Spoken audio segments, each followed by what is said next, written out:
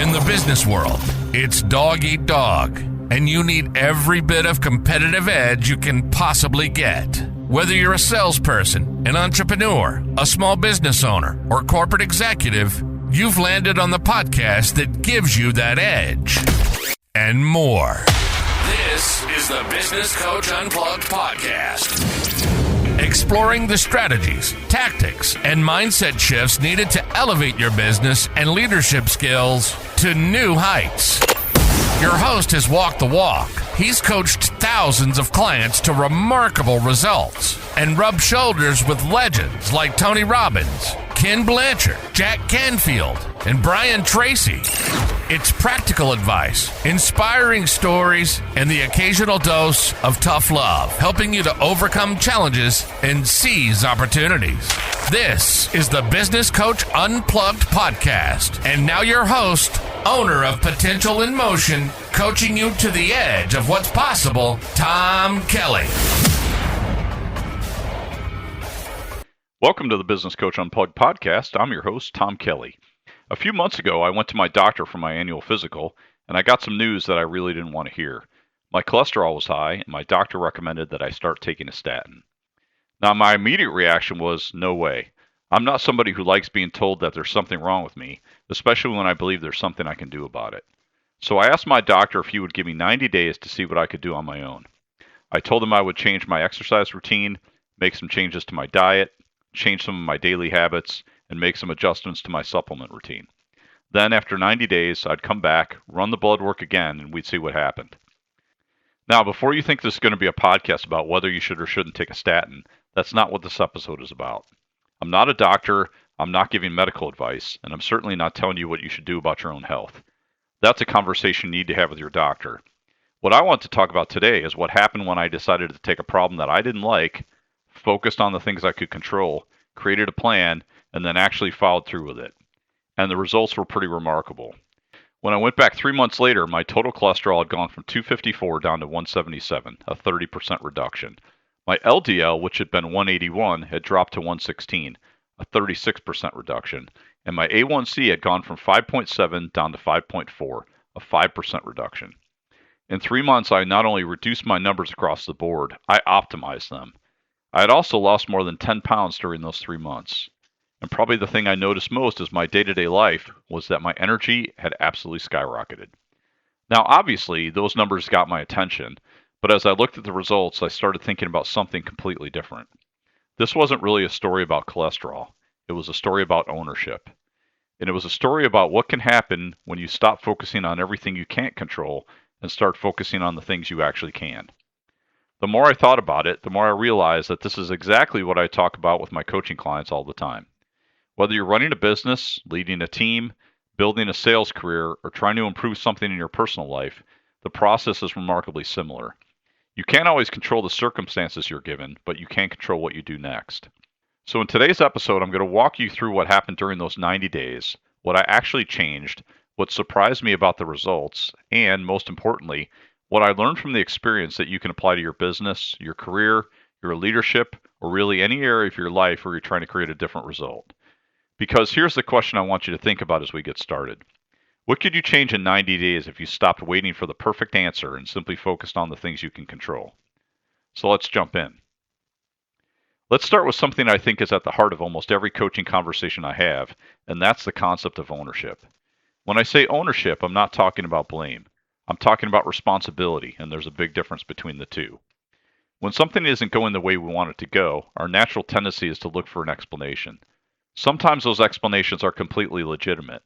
Maybe the economy has changed. Maybe your industry has changed. Maybe you've lost a major customer. Maybe one of your employees isn't performing. Maybe your competitors are doing something that is making your business more difficult. Sometimes things happen that are genuinely outside of our control. The problem isn't acknowledging those things. The problem is when we spend so much time focusing on them that we lose sight of the things we can actually influence. That's where I think great leaders and great business owners separate themselves. They don't necessarily have fewer problems than everyone else. They simply spend less time asking, why is this happening to me? And more time asking, given that this is happening, what am I going to do about it? That's really what I did when I walked out of my doctor's office. I couldn't change the blood work that had already been done. I couldn't change the numbers on the page. and I couldn't change the fact that my doctor was concerned about them. But I could decide what I was going to do next. I could change my exercise. I could change my diet.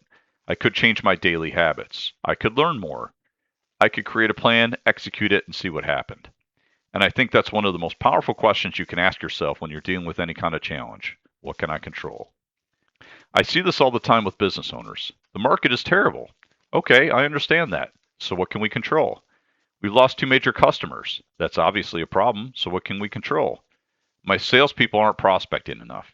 Okay, what can you do about that? Competitors are undercutting our prices. You may not be able to control what they're charging, but what can you control about your value proposition, your customer relationships, and the way you're communicating your value? You may not be able to control the environment around you, but you can almost always control your response to that environment. That's what I decided to do with my health. I wasn't going to ignore the problem, and I wasn't going to sit around and complain about it. I was going to take ownership of the things I could control, make some changes, and see what happened. And that leads to the second lesson. Give yourself a defined period of time to make the change. One of the things I really liked about this whole process was that I didn't tell myself I was going to completely transform my life forever. I gave myself 90 days. There's something psychologically powerful about that because 90 days feels long enough to make a meaningful change, but short enough that you can actually wrap your head around it. I wasn't saying I'm never going to eat bread again, or I'm going to maintain this exact exercise routine for the rest of my life. I was saying for the next 90 days, I'm going to take this seriously, I'm going to follow the plan, and then I'm going to measure the results. I think there's a tremendous lesson here for business. One of the things I see people do all the time is set goals that are so big and so vague that they don't know where to start. A business owner tells me, I need to grow my business. Okay. How much? By when? What are you actually going to do differently? The salesperson tells me, I need more sales. Great. How many more? How many additional conversations do you need to have? How many prospects do you need to talk to? A leader tells me, I need my team to perform better. Okay. What specifically needs to change, and what are you going to do differently as the leader? Instead of saying, I need to fix my business, what if you said, for the next 90 days, I'm going to run an experiment? Maybe your experiment is spending 5 hours a week on business development. Maybe it's making 25 additional prospecting calls every week. Maybe it's having a weekly one-on-one with every member of your team. Maybe it's reconnecting with 5 former clients every week. Whatever it is, define it, execute it, measure it, and give it enough time to work. And here's the important part. Don't keep changing the plan every 2 weeks because something new comes along. That's one of the biggest problems I see with business owners. They decide they're going to implement one strategy, get excited about it for a couple of weeks, run into some resistance, and then suddenly they're reading about a new strategy on LinkedIn and deciding that's what they should be doing instead. You need to give something enough time to actually work. That's one of the reasons I like 90 days. You're not promising that you're going to be perfect forever. You're committing to executing consistently for 3 months, measure what happens, and then make a decision based on the results. That's exactly what I did, and here's what I changed. Before my physical, I wasn't sitting on the couch eating junk food every night.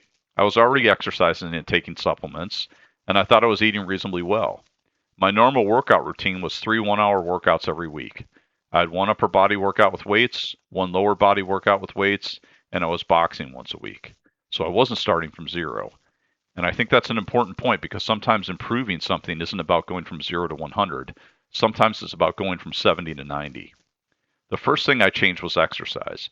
I added 3 additional 30-minute workouts every week. On Tuesday and Thursday evenings after dinner, I added 30 minutes of light cardio. On Wednesday evening, I added another 30-minute weight workout. So I went from 3 hours of exercise a week to about 4.5 hours. I wasn't doing anything crazy. I wasn't training for a marathon or spending 2 hours a day in the gym. I simply added 3 30-minute sessions. And there's a lesson here that applies well beyond exercise. A lot of people think that if they don't have an hour to do something, there's no point to doing it at all. I think that's backwards. If 30 minutes is what you have, use the 30 minutes. The second thing I changed was my diet. I was eating 3 meals a day and usually had a snack in the afternoon, and I also ate lunch out pretty much every day. I enjoy good food, so I wasn't interested in turning my life into some miserable diet where I couldn't enjoy anything. But I did make some meaningful changes. I stopped eating sandwiches and bread on a regular basis and shifted much more towards meat and vegetables. I also started eating more vegetables, including things like broccoli. I started intermittent fasting as well, so I stopped eating in the morning and didn't have any food before noon. Again, I'm not telling you that you should do intermittent fasting. I'm telling you what I did. The third thing I changed was fiber. I added psyllium husks before lunch and dinner, about half a tablespoon each time, with the goal of increasing my soluble fiber intake. And the fourth thing I changed was my supplement routine. Before my physical, I was already taking vitamin D, turmeric, alpha-lipoic acid, magnesium, probiotics, and omega-3s.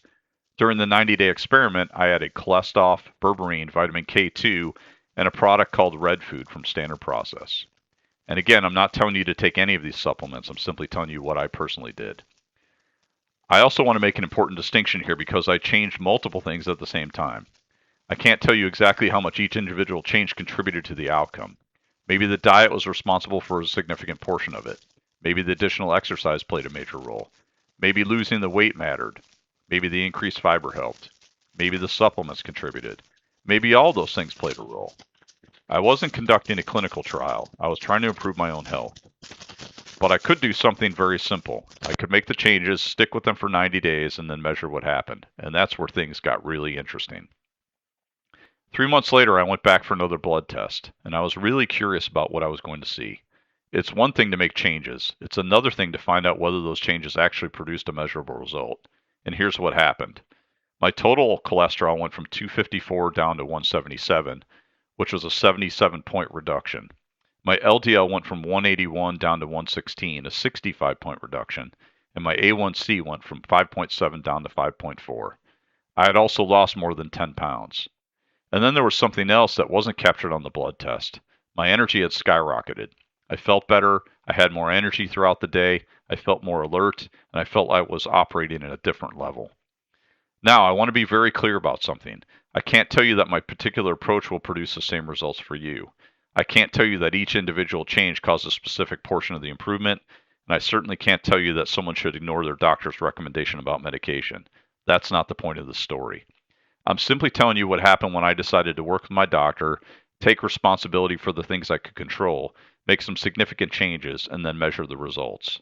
And that brings me to what I think is the most important lesson here. I started this process because I didn't like my cholesterol numbers, but I ended up getting much more than better blood work. I lost more than 10 pounds, my energy went through the roof, and I felt better. That's something I see in coaching all the time. Sometimes we're so focused on solving the problem in front of us that we don't recognize all the secondary benefits that come from making the change. Think about a business owner who's trying to get more organized. Maybe the original goal is simply to get their financials under control, but once they do, they discover they're sleeping better because they're not constantly worried about cash flow. Or maybe they finally start delegating because they realized they're spending too much time doing things that someone else could be doing. They thought they had a time management problem, but what they really created was more freedom. Think about a salesperson who decides they're going to start prospecting consistently because their pipeline is empty.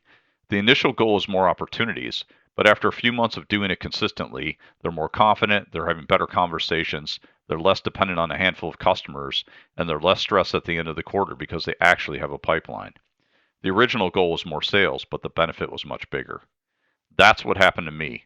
I started this because I wanted to improve my cholesterol, but what I really got was proof that I could decide to change something, create a plan, stick with it, and produce a measurable result.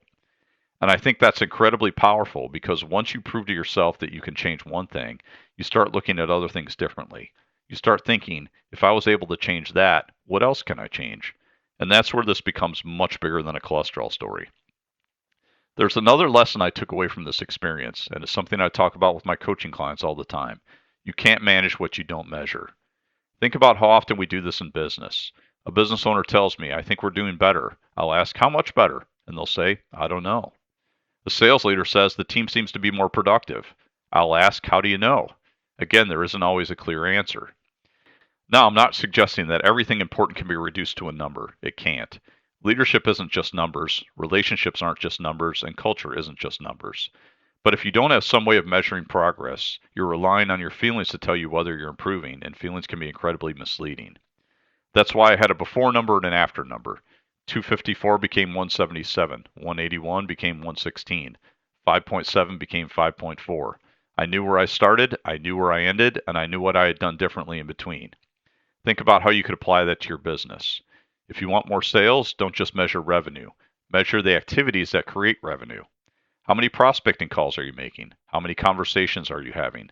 How many appointments are you setting? How consistently are you following up? If you want a better team, don't just wait for the annual employee survey. Look at what you're actually doing as a leader. How often are you having one-on-ones? How often are you giving feedback? How often are you recognizing good performance? How often are you having the difficult conversations you've been avoiding? If you want to grow your business, measure the behaviors that create growth. Because the result is usually a lagging indicator. The behaviors come first, the results come later. And that's why I think the 90-day experiment is so powerful. It gives you enough time to change the behaviors and see whether the results begin to follow. There's one final lesson I took away from this experience, and it's one that I think is particularly relevant to entrepreneurs. You don't always have to know that something is going to work before you try it. You need a reasonable hypothesis, you need a plan, you need to execute it, you need to measure what happens, and then you need to adjust based on what you learn. Think about how many people get stuck because they're waiting for certainty.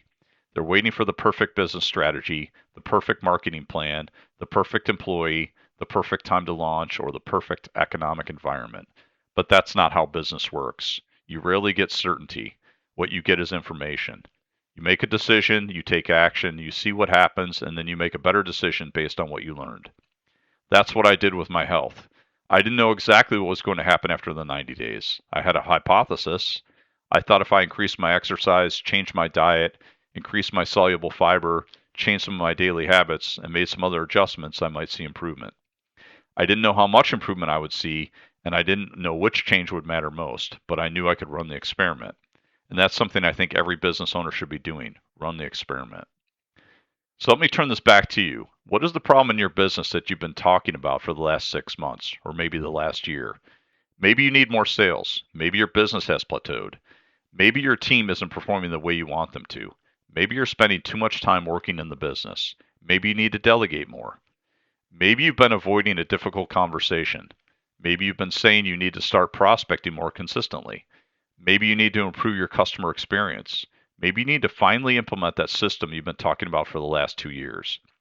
Whatever it is, ask yourself the simple question: what could I change in the next 90 days?